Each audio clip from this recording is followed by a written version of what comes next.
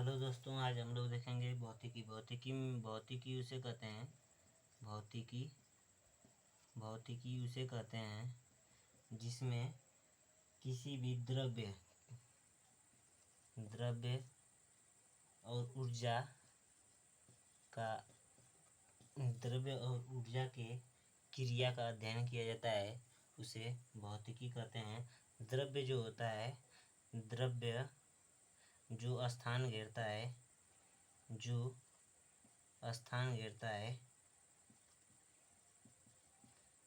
जिसका कुछ आयतन होता है और जिसका कुछ भार होता है, उसे द्रव्य कहते हैं। द्रव्य 3 प्रकार का होता है: ठोस, द्रव और गैस। ठोस का उदाहरण है बर्फ, ईंट, पेन etc। और द्रव का उदाहरण है पानी,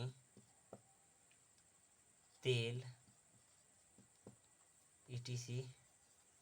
गैस का उदाहरण है LPG, CNG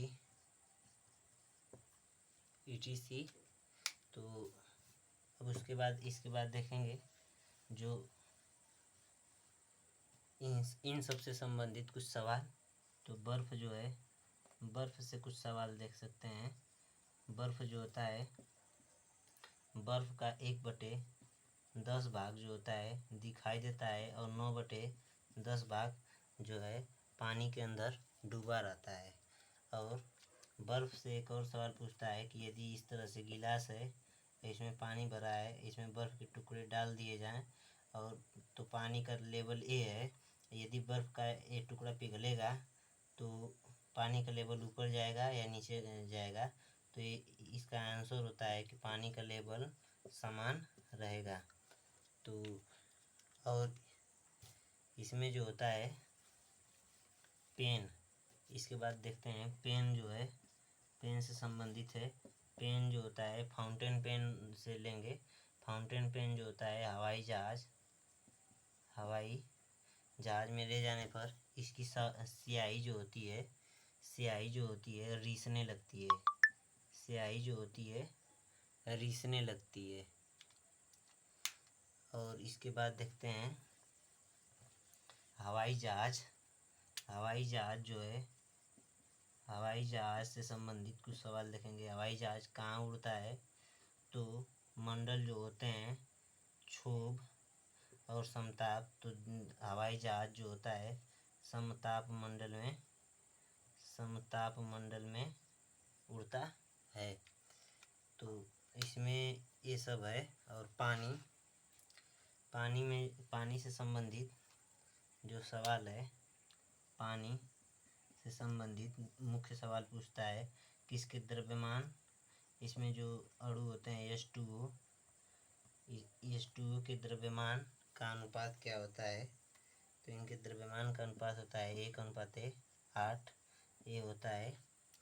और इनके अणुओं का अनुपात अगर पूछ दे कि इसमें कितने परमाणु हैं, तो 2 हाइड्रोजन और 1 ऑक्सीजन है। तो इस तरह से इसको हल कर लेंगे। LPG से संबंधित सवाल है। तो इसमें हम अभी देख रहे हैं द्रव्य में ठोस, द्रव, गैस। ठोस, द्रव, गैस में देख रहे हैं कि ठोस, द्रव, गैस के उदाहरण से संबंधित LPG है। LPG को बोलते हैं लिक्विड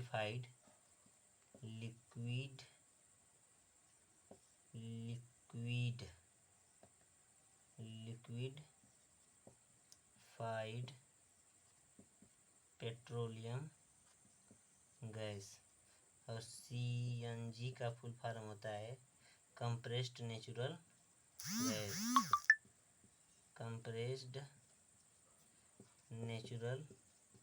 गैस।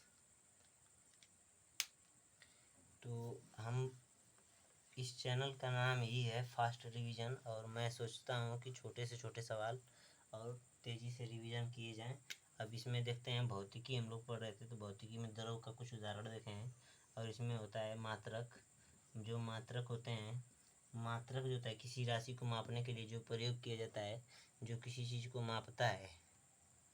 और मापता है उसे मात्रक कहते हैं। माप जिस राशि जिसमें लिखी जाती है, जैसे किलोग्राम, लीटर, मीटर, ये सब जो है मात्रक है। और जिसमें लिखा जाता है, जो माप होती है, उसको बोलते हैं, इसको क्या बोलते हैं, माप बोलते हैं कि यह यूनिट। और एक जैसे 1 kg, तो ये हो गया मात्रक। और ये होगा संख्यात्मक मान, यहाँ पे होगा संख्यात्मक मान देखेंगे तो इस तरह से ये होते हैं। तो मात्रक जो होता है पूरे 7 होते हैं। और इसमें जो एसआई मात्रक को लेकर ही कहा गया है कि एसआई मात्रक जो होते हैं, एसआई मात्रक 7 होते हैं। और इसमें दो और शामिल होते हैं, रेडियन और स्टेरेडियन। और इसमें जो देखते हैं, जो कुछ पुराने मात्रक, जैसे ताप का मात्रक जो था पुराना, जैसे ताप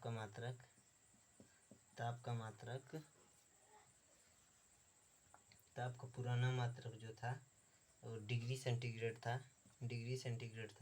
लेकिन अब इसी को डिग्री सेल्सियस कहा जाता है, और यह सेंटीग्रेड बोलते थे लोग। लेकिन यह अब इसको डिग्री सेल्सियस बोला जाता है। और इसमें जो व्युत्पन्न मात्रक होता है, व्युत्पन्न मात्रक नाम आप लोग सुने होंगे। व्युत्पन्न मात्रक वो मात्रक होता है जो कि सामान्य मात्रक से मिलकर बना होता है, सामान्य से मिलकर बना होता है, उसे व्युत्पन्न मात्रक कहते हैं। अब देखेंगे प्रकाश वर्ष जो होता है, एक प्रकाश वर्ष को लाइट ईयर बोलते हैं। एक प्रकाश वर्ष वो जो होता है दूरी का मात्रक है। और दूरी जो होती है 9.46 गुणे 10⁻15 मीटर होता है एक प्रकाश वर्ष बराबर। यह प्रकाश वर्ष से बड़ा जो एक मात्रक होता है, इसको बोला जाता है पारसेक जो होता है प्रकाश वर्ष से भी बड़ा होता है। इसमें जो होता है 3.26 प्रकाश वर्ष होता है। इसका सही मान जो होता है 3.08 गुणे 10⁻16 मीटर होता है। और इसमें अब देखेंगे आगे, यह जो है फर्स्ट रिवीजन है इसका, लुसेंट भौतिक विज्ञान का। और इसमें जो है देखेंगे बल का जो सीजीएस मात्रक होता है, वह डाइन होता है। और 1 न्यूटन बराबर होता है 10⁵ डाइन होता है। आगे देखते हैं, कार्य का सीजीएस मात्रक होता है अर्ग। तो 1 जूल बराबर होता है 10⁷ अर्ग। और जो सिंबल होते हैं, प्रीफिक्स होते हैं, उनको जो दर्शाता है, एक 10⁸ जो होता है एक्सा बोलते हैं, एक्सा बोला जाता है। और उसके बाद पेटा 10⁻15 पेटा। फिर उसके बाद 10⁻12 को टेरा। फिर उसके बाद 10⁻9 को गीगा, 10⁻9 को गीगा। और 10⁻6 को मेगा।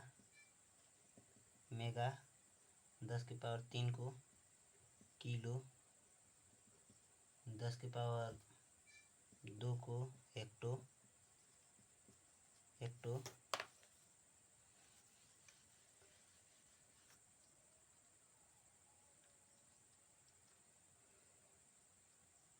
आगे देखते हैं 10⁻1 रहेगा तो डेका, और 10⁻⁻1 रहेगा तो डेसी,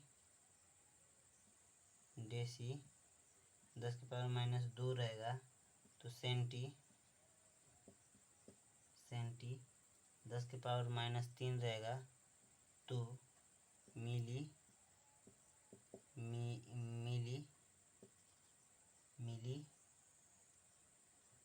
मिली को एम से प्रदर्शित करते हैं।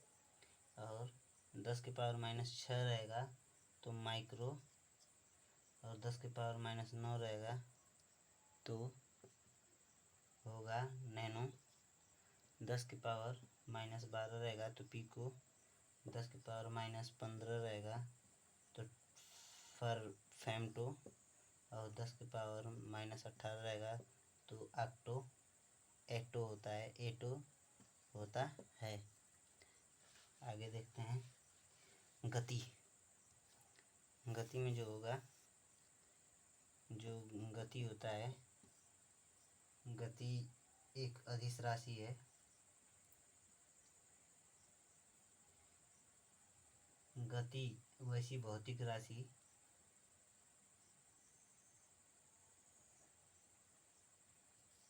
गति जो है चैप्टर का नाम है।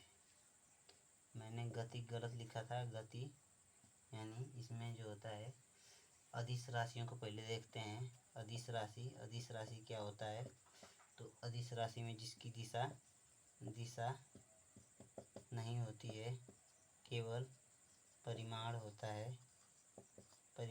है, वो अदिश राशि होती है। और जो सदिश राशि होती है उसमें दिशा भी होती है और परिमाण भी होता है।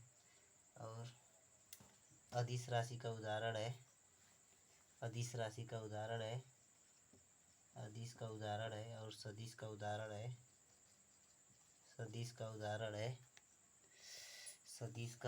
है। अदिश में द्रव्यमान, चाल, आयतन, कार्य, समय,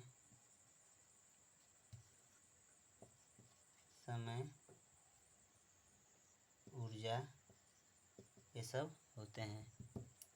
और जो सदिश राशि होती है उसमें वेग, विस्थापन, बल, त्वरण, ये सब होते हैं। तो हम देखेंगे सबसे पहले दूरी क्या होता है। तो दूरी समय अंतराल द्वारा तय किए गए मार्ग की लंबाई को दूरी कहते हैं। यहाँ से यहाँ तक, अगर ए से बी तक किसी समय अंतराल में तय किए गए मार्ग की जो लंबाई होती है उसको दूरी कहा जाता है, लेकिन समय अंतराल होना चाहिए। दूरी जो है अदिश राशि है, और दूरी हमेशा पॉजिटिव होती है। और विस्थापन, इसके बाद विस्थापन देखेंगे। विस्थापन जो होता है, यह जो दूरी की किसी निश्चित दिशा में दो बिंदुओं के बीच लंबवत दूरी है। जैसे यहाँ से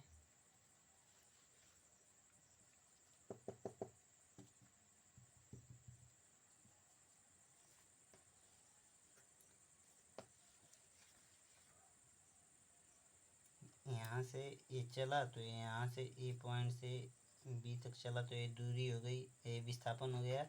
लेकिन ऐसे चल रहा है तो यह इस मार्ग पर चली गई, जो लंबाई होगी उसे दूरी बोलेंगे। और ऐसे सीधे चला गया तो इसको विस्थापन बोलेंगे। वैसे ही यहाँ पर देखते हैं अगर ऐसे इस वाले रास्ते से ऐसे जा रहा है तो यह दूरी होगा, लेकिन यहाँ से ऐसे सीधे जाएगा तो यह विस्थापन होगा, यह विस्थापन होगा, ये दूरी होगा। तो धन्यवाद दोस्तों। इसके बाद अब कल देखते हैं।